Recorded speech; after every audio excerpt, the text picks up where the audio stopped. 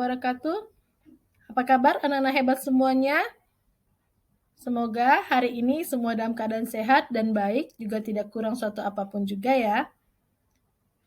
Alhamdulillah hari ini bertemu kembali dengan saya Ibu Morika Lilia dalam mata pelajaran ekonomi kelas 10, di mana hari ini kita akan masuk pada materi masalah pokok ekonomi dengan submateri sistem ekonomi. Baiklah anak-anak semuanya, sebelum pelajaran dimulai, Ibu harap kalian bisa menyimak baik-baik video pembelajaran yang akan Ibu sampaikan. Semoga bisa kalian pahami dan nanti bisa bermanfaat bagi kalian semua. Dan sebelum mulai belajar, periksa kembali persiapan belajar hari ini, buku paketnya, alat tulisnya, semua dipersiapkan dengan baik. Dan sebelum belajar juga, ada baiknya kita bersama-sama berdoa menurut agama dan kepercayaan kita masing-masing. Berdoa dimulai. Berdoa selesai. Terima kasih. Baiklah, kita mulai pembelajaran hari ini tentang sistem ekonomi.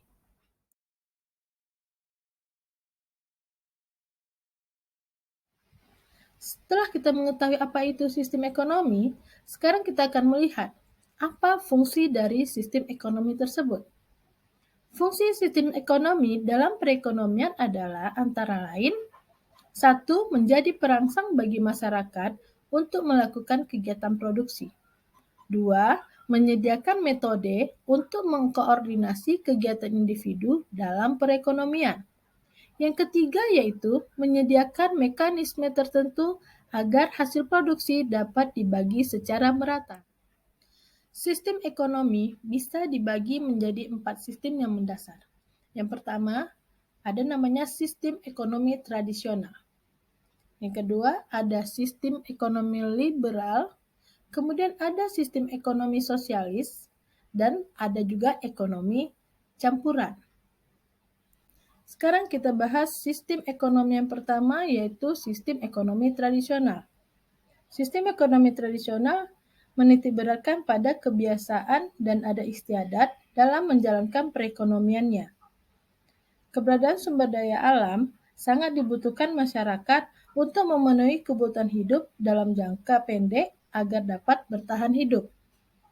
Masyarakat yang mempunyai sistem ekonomi tradisional adalah masyarakat yang belum ada pembagian kerja, cara mendapatkan barang dengan barter, belum mengenal uang sebagai alat pembayaran, produksi dan distribusi terbentuk karena tradisi dan hanya untuk memenuhi kebutuhan sendiri atau kebutuhan masyarakatnya.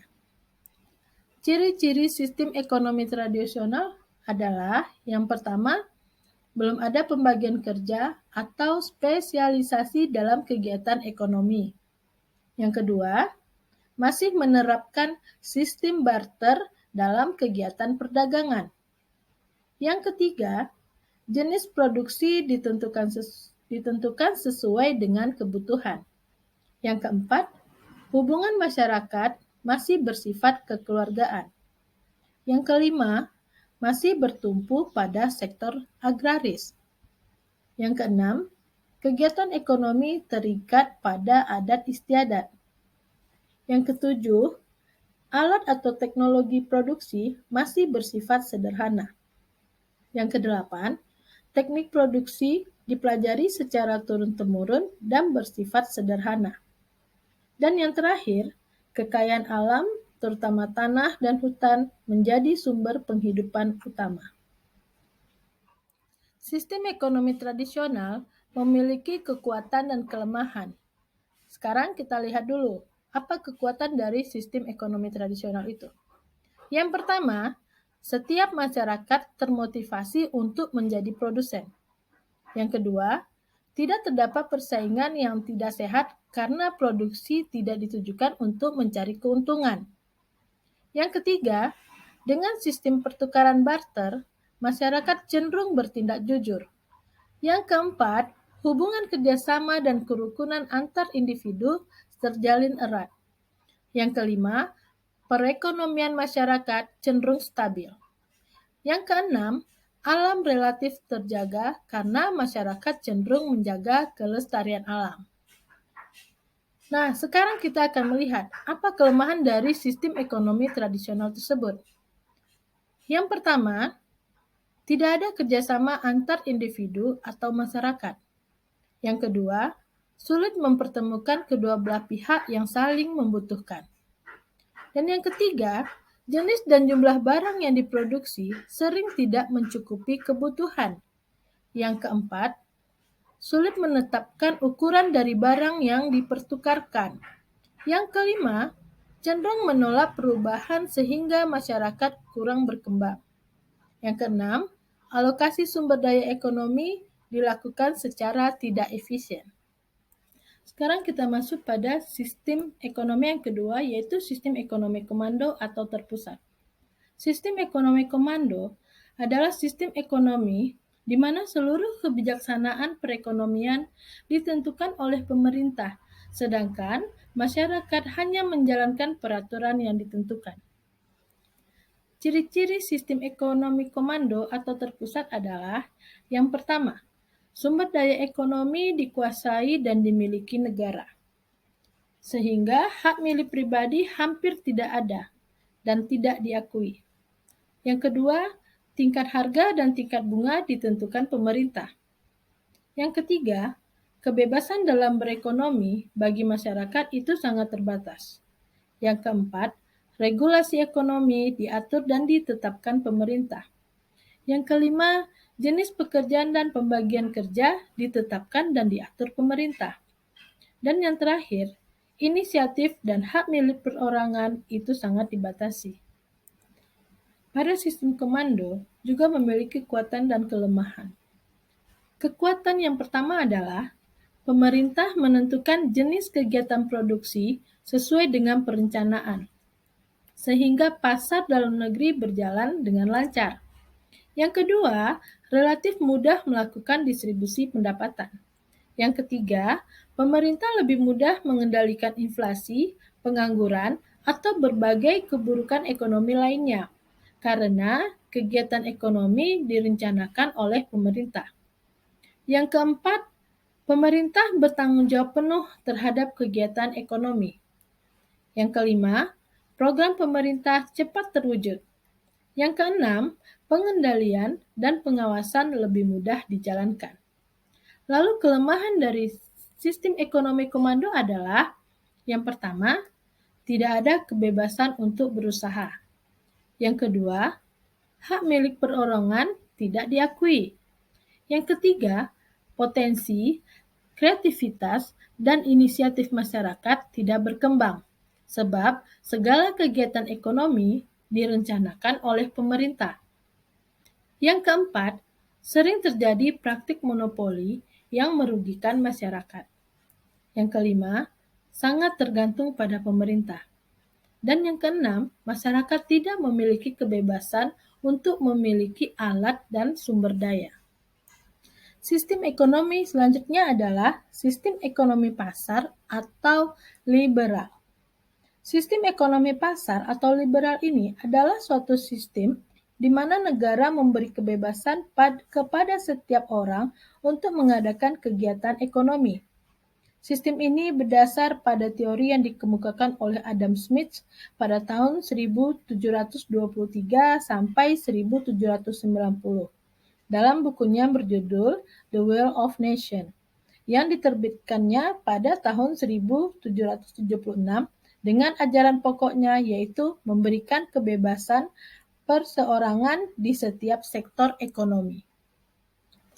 Adapun ciri-ciri sistem ekonomi pasar atau liberal, yang pertama yaitu sumber daya ekonomi dimiliki dan diatur swasta secara bebas. Yang kedua, adanya pembagian kelas atau status dalam masyarakat, yaitu kelas pekerja atau buruh dan kelas pemilik modal. Yang ketiga, adanya persaingan usaha yang ketat dalam kegiatan ekonomi. Dan yang keempat, pemerintah tidak melakukan intervensi atau campur tangan dalam pasar. Yang kelima, pemilik modal berhak memiliki sumber-sumber produksinya. Kekuatan dan kelemahan pada sistem ekonomi pasar atau liberal yang pertama adalah Pada kekuatannya, setiap individu bebas melakukan kegiatan ekonomi sesuai dengan keahlian dan keterampilannya. Kemudian, masyarakat dapat mengembangkan inisiatif dan kreativitas. Kemudian adanya persaingan usaha dan membuat produknya yang berkualitas. Yang terakhir, adanya efisiensi dan efektivitas karena kegiatan ekonomi berdasarkan prinsip ekonomi. Kalau kelemahannya adalah adanya persaingan tidak sehat karena timbulnya eksploitasi ekonomi oleh pemilik modal. Yang kedua, adanya modal yang terpusat sehingga menimbulkan monopoli yang merugikan masyarakat. Yang ketiga, adanya kesenjangan ekonomi karena distribusi pendapatan yang tidak merata. Yang keempat, kebebasan berekonomi mendorong ketidakstabilan perekonomian. Yang kelima, pemanfaatan sumber daya alam sering tidak memperhatikan kelestarian lingkungan. Sekarang kita akan melihat sistem ekonomi yang terakhir, yaitu sistem ekonomi campuran. Itu campuran antara sistem ekonomi komando dan pasar. Sistem ekonomi campuran adalah sistem ekonomi yang menitikberatkan interaksi antara pemerintah dan swasta dalam melakukan kegiatan ekonomi. Pada penerapan sistem ini, pemerintah dan swasta memiliki peran yang seimbang. Sistem ini mencegah penguasaan sumber daya ekonomi secara penuh atas sumber daya vital oleh kelompok tertentu. Pemerintah berperan dalam pengawasan dan pengendalian kegiatan perekonomian. Swasta diberi kebebasan menentukan kegiatan perekonomian yang ingin dilakukan. Sistem ini banyak diterapkan oleh banyak negara. Ciri-ciri dari sistem ekonomi campuran yang pertama yaitu tatanan ekonomi merupakan perpaduan antara sistem ekonomi pasar dan sistem ekonomi terpusat. Yang kedua, barang dan modal sumber daya vital dikuasai oleh pemerintah. Yang ketiga, adanya peran berimbang antara pemerintah dan swasta dalam perekonomian.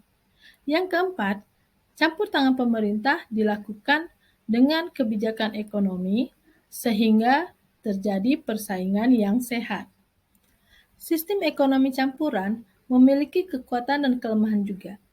Yang pertama, kita akan melihat kekuatannya yaitu pertumbuhan ekonomi terjaga kestabilannya. Kemudian, inisiatif dan kreativitas bisa berkembang. Yang ketiga, campur tangan pemerintah bisa meminimalkan monopoli usaha oleh pihak swasta.